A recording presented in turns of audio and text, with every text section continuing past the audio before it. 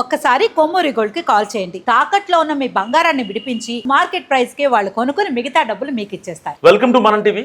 ప్రభుత్వంలో లోపాలంటూ ఒక రోజున మెసేజ్ పెడతారు, ప్రతిపక్షానికి కనువిప్పు కావాలంటూ మరొక రోజున ఎక్స్ లో రియాక్ట్ అవుతారు.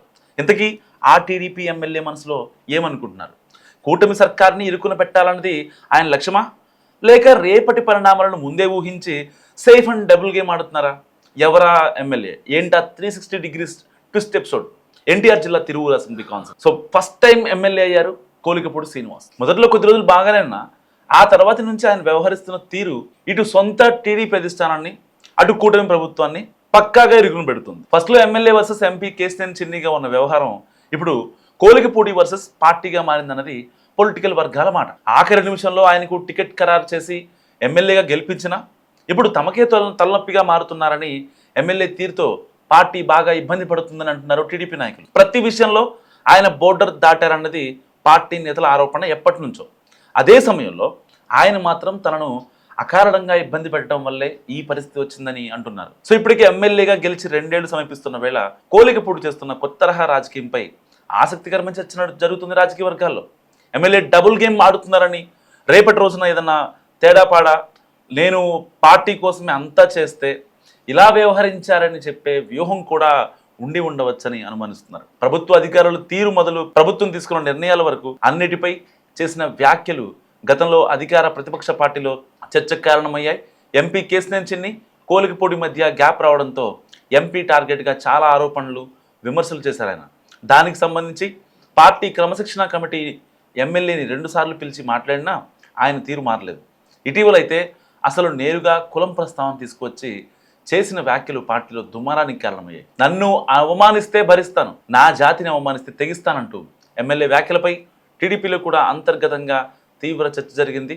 అదే సమయంలో ఆయనతో పార్టీ రాష్ట్ర అధ్యక్షుడు పల్లా శ్రీనివాసరావు మాట్లాడటం, ఆ తర్వాత కోలికపూడి కూడా తిరువూరులో వివాదాలు ముగిశాయని మీడియా చిట్ చాట్లో చెప్పడంతో అంతా ముగిసిందని అనుకున్నారు. కానీ ఆ తర్వాత కూడా ఆయన తీరు మారకపోగా తిరిగి కొత్త రకంగా చేస్తున్న ట్వీట్స్పై ఇప్పుడు పొలిటికల్ చర్చ జరుగుతోంది. తిరువూరులో ఇక వివాదాలన్నీ ముగిసిపోయాయని, తాను రాజకీయాల కోసం కులం కార్డు వాడే మనిషిని కాదని చెప్పిన నాయకుడు ఇప్పుడు ఎక్స్లో ఇలా మెసేజ్లు పెడుతున్నారేంటా అంటూ క్వశ్చన్ మార్క్ ఫేస్లు పెడుతున్నారు చాలామంది. అంతా సర్దుకుందని భావిస్తున్న వేళ నియోజకవర్గంలో కుల సంఘాల ఆధ్వర్యంలో కోలికపూడికి మద్దతుగా ప్రెస్ మీట్స్ పెట్టారు. వాటికి పార్టీ తరపు నుంచి దేవదత్ కూడా కౌంటర్ ఇచ్చారు. ఇక ఎమ్మెల్యే ట్వీట్స్ విషయానికి వస్తే ఒక రోజున ప్రభుత్వానికి అనుకూలంగా, అంటే రాష్ట్ర ప్రభుత్వ బడ్జెట్ అన్ని వర్గాలకు న్యాయం చేసేలా ఉందని, దానిపై ఎవరైనా ఏ పార్టీ నుంచైనా బహిరంగ చర్చకు నేను సిద్ధమని సవాల్ చేస్తూ ట్వీట్ పెట్టారు ఆయన. ఆ తర్వాత నియోజకవర్గం పేకాట శిబిరాలకు కేంద్రంగా మారిందని ఒక పోస్ట్ పెట్టారు.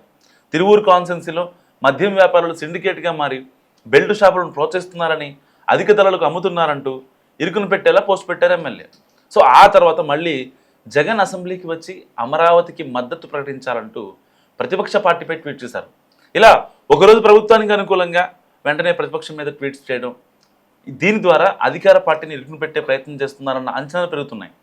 రేపటి రోజున ఒకవేళ పార్టీ తన మీద చర్యలు తీసుకుంటే ఈ ట్వీట్స్ని ఆయుధంగా వాడాలనుకుంటున్నట్టు కూడా విశ్లేషిస్తున్నారు చాలామంది. నేను తప్పుగా మాట్లాడాను తప్ప పార్టీ లైన్ దాటలేదన్న విషయాన్ని చెప్పేందుకే ఇలా వ్యవహరిస్తున్నారన్న అభిప్రాయాలు ఉన్నాయి.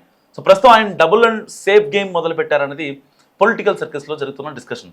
కోలికపూడి గురించి, మరి ఆయన ఆడుతున్న డబుల్ గేమ్ గురించి మీరేమనుకుంటున్నారు? మస్తుగా కామెంట్ చేయండి.